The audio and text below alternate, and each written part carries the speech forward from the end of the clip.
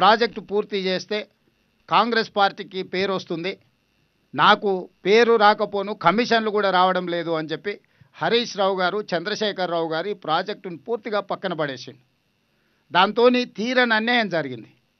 ఈ లోపల 11,000 క్యూసెక్ల నీళ్లు తరలించకపోయే పోతిరెడ్డిపాడును 44,000 క్యూసెక్లకు పెంచుకోవడం జరిగింది. ఆ ప్రాజెక్టు పూర్తి అయిపోయింది.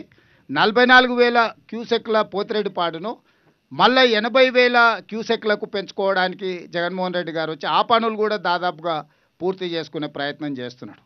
ఇవాళ గ్రావిటీ ద్వారా 4,000 క్యూసెక్ల నీళ్ళను మనం నల్గొండకు తీసుకెళ్లాలి అనే ప్రయత్నం చేస్తే చంద్రశేఖరరావు గారి యొక్క కుత్సితమైన ఆలోచనలతోటి, వక్ర బుద్ధితోటి ఈ ప్రాజెక్టును పడుకోబెట్టిండ్రు. ఈరోజు ఈ 9.8 కిలోమీటర్లు ఇప్పుడు బ్యాలెన్స్ ఉంది. ఆ బ్యాలెన్స్ టన్నెల్ పూర్తి చేయడానికి టన్నెల్ బోర్ మిషన్స్ పాడవడము, ఆ సాంకేతిక నైపుణ్యంతో చేస్తే ఇంకా ముందుకు వెళ్ళలేని పరిస్థితులు ఉన్నాయి. కాబట్టి నూతన సాంకేతిక నైపుణ్యంతో ఆనాడేసిన అంచనాల ప్రకారం ఈనాడు పనులు పూర్తి చేయించడానికి ప్రభుత్వం నిర్ణయం తీసుకున్నది.